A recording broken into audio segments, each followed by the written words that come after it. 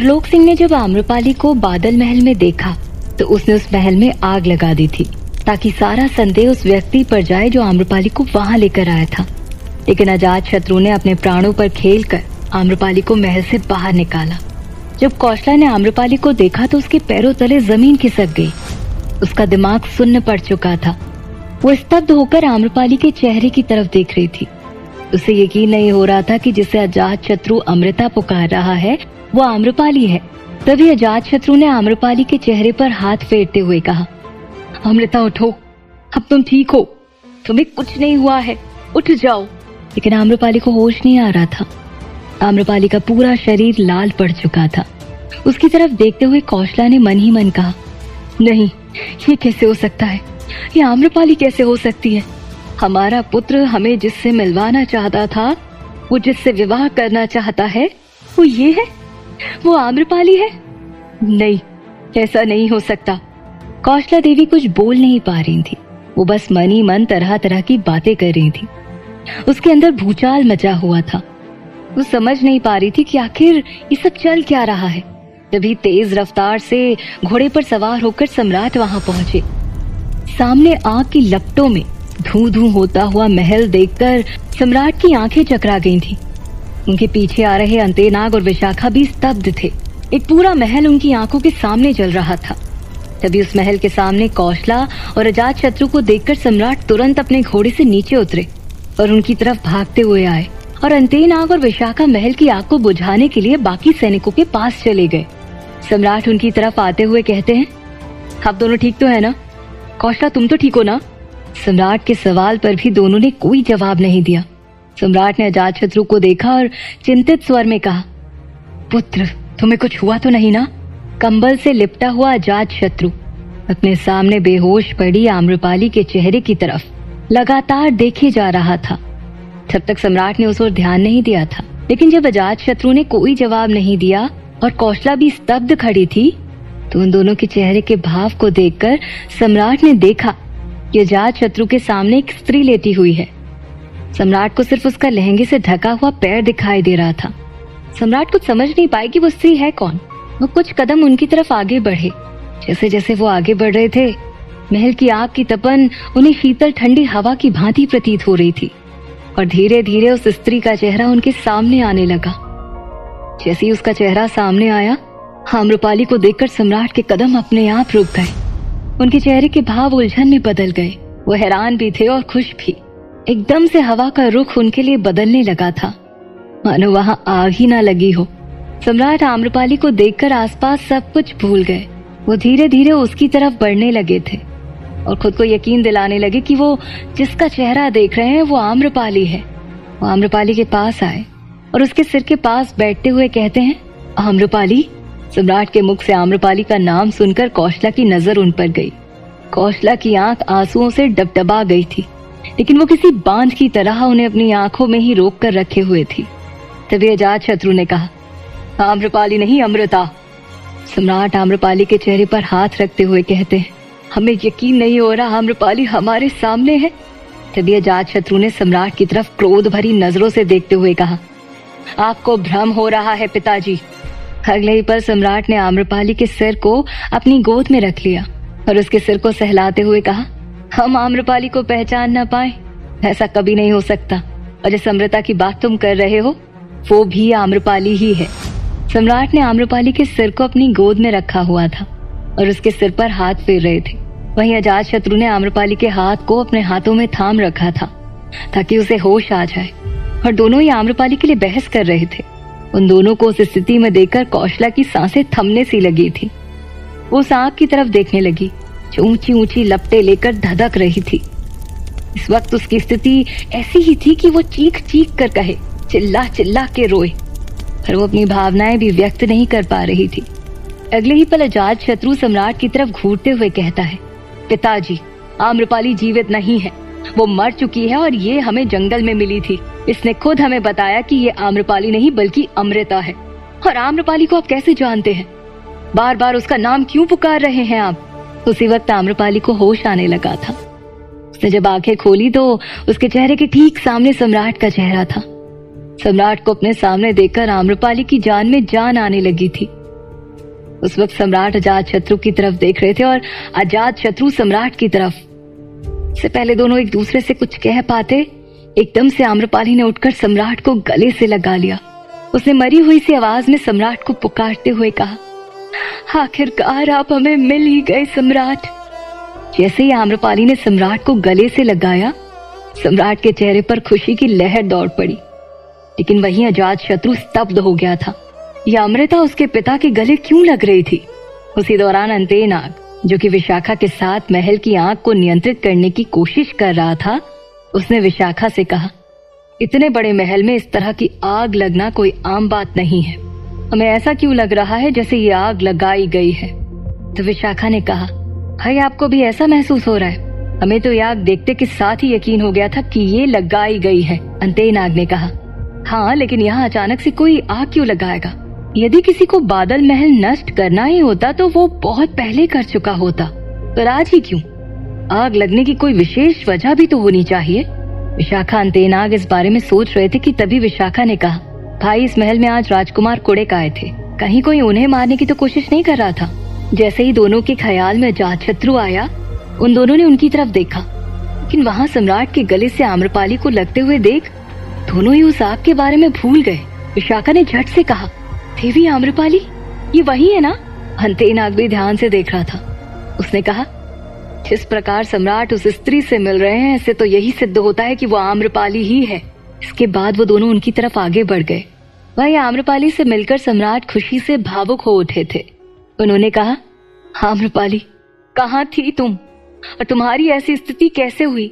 आम्रपाली की आंखों में भी खुशी के आंसू थे। उसने कहा, हमें तो ये सब कुछ एक सपने जैसे लग रहा है। हमारी हिम्मत जवाब दे चुकी थी कि हम कभी आपसे मिल भी पाएंगे या फिर नहीं। आम्रपाली को सम्राट के गले से लगते हुए देख अजातशत्रु के चेहरे का रंग उड़ गया था। इसके बावजूद भी उसने खुद को संभालने की कोशिश की और हैरानी भरे स्वर में कहा, इसका मतलब तुम आम्रपाली हो? तब तक वहां पर राजमाता रानी चेलना के साथ महल के बाकी सदस्य भी आ गए थे।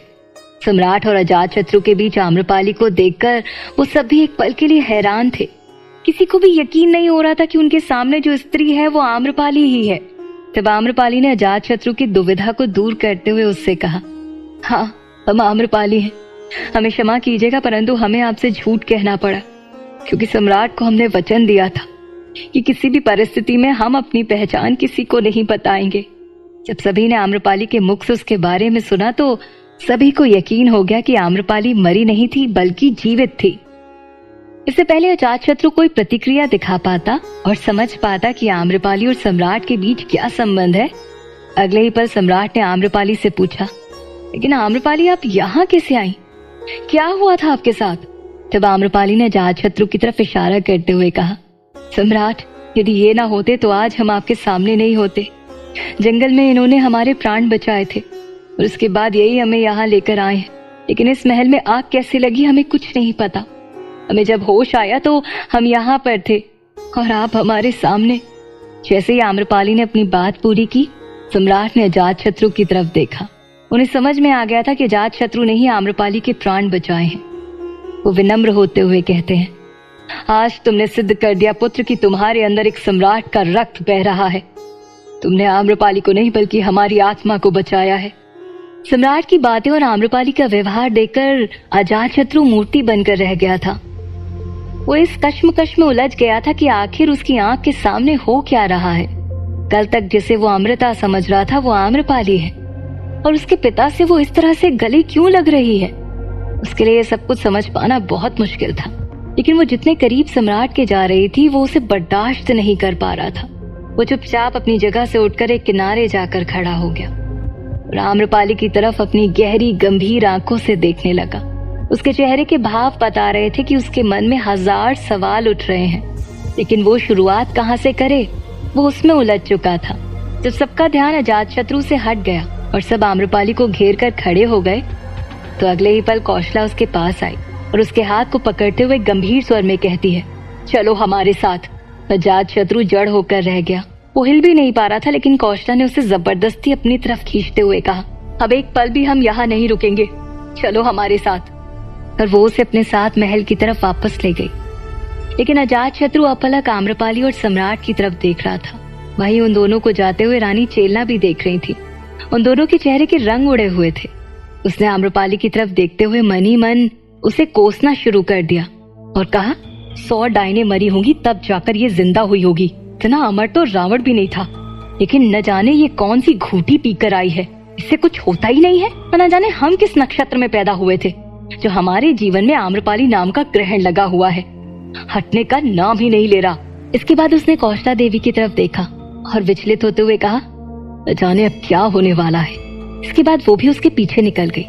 उसी दौरान सम्राट के मुख से जब आम्रपाली ने सुना कि वो उनका पुत्र है तो वो भी हैरान होकर रह गई, लेकिन इसके आगे वो कुछ कह पाती या बोल पाती। सम्राट ने उससे कहा, अब सारी बातें महल में चलकर करेंगे। तभी राजमाता उसके पास आई। उन्होंने आम्रपाली के सिर पर हाथ रखते हुए कहा, पुत्री, तुम्हें यहाँ देखकर खुशी भी हो रही है और हैरानी भी। मन में इतने सारे सवाल उठ रहे हैं जिनके जवाब जानने के लिए हमारा मन विचलित हो रहा है, लेकिन इस वक्त हम तुमसे कुछ भी नहीं पूछेंगे। अभी तुम्हें आराम की आवश्यकता है, लेकिन हम आशा करते हैं कि तुम यहाँ आ गई हो तो सब कुछ ठीक हो जाएगा। राजमाता की आंखों से स्पष्ट नजर आ रहा था कि वो आम्रपाली को देखकर अभी भी घबराई हुई हैं। भला घबराती क्यों नहीं, क्योंकि उनके सामने कुछ भी नहीं छुपा था। उन्हें आम्रपाली और सम्राट के भीम गांव जाने वाली सारी बातें पता थी। बस डर था तो उस कुंडली में लिखी हुई बातों के पूरा होने का। वो लोग महल लौटकर वापस आ गए थे। उनके महल आने से पहले ही कौशला अजातशत्रु को लेकर महल आ चुकी थी। उसकी आंखों में क्रोध सवार था। अजातशत्रु का हाथ पकड़कर सीधे उसे अपने कक्ष तक लेकर आ जाती है वो। अजातशत्रु अभी भी कुछ नहीं बोल रहा था। कक्ष में आते के साथ ही कौशला ने सबसे पहले कक्ष का द्वार बंद किया और अजातशत्रु की दोनों बाहें पकड़कर उसे झकझोरते हुए कहा, क्यों, आखिर क्यों, वो ही क्यों। कौशला की स्थिति पागलों जैसी हो गई थी। वो अचानक से अजातशत्रु की छाती पर अपना क्रोध उतारते हुए मुक्कों की वर्षा करने लगी थी और रोते हुए कहती है, पुत्र, तुम्हें उसके अलावा कोई और नहीं मिला? तुम किसी और को भी तो ला सकते थे ना। तुम किसी और को लेकर आते तो हम आंख बंद करके तुम्हारा विवाह उससे करवा देते, लेकिन वो ही क्यों। कौशला अपने आपे में नहीं थी। उसका क्रोध 7वें आसमान को छू रहा था, मानो वो पूरे महल को अपने सिर पर उठा लेना चाहती हो। वो रोती भी जा रही थी और खुद को कोसती भी जा रही थी। अजातशत्रु अभी भी शांत खड़ा था। बार बार उसकी आंखों के सामने आम्रपाली और सम्राट का चेहरा आ रहा था। जब आम्रपाली ने उसे गले लगाया था, कौशला की बातें उस पर असर ही नहीं कर रही थी। कौशला ने उसे चेतावनी देते हुए कहा, उस स्त्री को भूल जाओ। हम नहीं चाहते कि तुम्हारी जिंदगी में उसके जैसी कोई भी स्त्री आए। हम नहीं चाहते कि तुम्हारी जिंदगी में वो आए। काफी देर तक शांत खड़े रहने के बाद अजातशत्रु ने अपनी चुप्पी तोड़ी और फिर सपाट स्वर में पूछा, माँ, क्या संबंध है आम्रपाली और सम्राट का? उसके सवाल पर कौशला एक बार फिर से फूट पड़ी। उसने कहा, तुम्हें अभी भी बताना पड़ेगा कि क्या संबंध है उनका। वहां सब कुछ देखने के बाद भी तुम हमसे पूछ रहे हो कि उन दोनों का संबंध क्या है। तुम्हें अब तक समझ में नहीं आया। अजातशत्रु ने जो भी कुछ देखा था वो उसे टालने की कोशिश कर रहा था। कहीं ना कहीं उसके हृदय में सिर्फ एक ही आवाज थी कि हो सकता है वो सब कुछ झूठ हो जो उसने देखा है। लेकिन तब कौशला ने कठोर स्वर में कहा, यदि तुम्हें सुनना ही है तो सुनो। तुम्हारे पिताजी आम्रपाली से प्रेम करते हैं और विवाह करना चाहते हैं जिससे तुम विवाह करना चाहते हो। वो दोनों प्रेमी और प्रेमिका हैं। सम्राट और आम्रपाली का सच जानने के बाद क्या करेगा अजातशत्रु? क्या होगा जब सम्राट को पता चलेगा कि अजातशत्रु भी आम्रपाली से प्रेम करता है? जानने के लिए सुनते रहिए।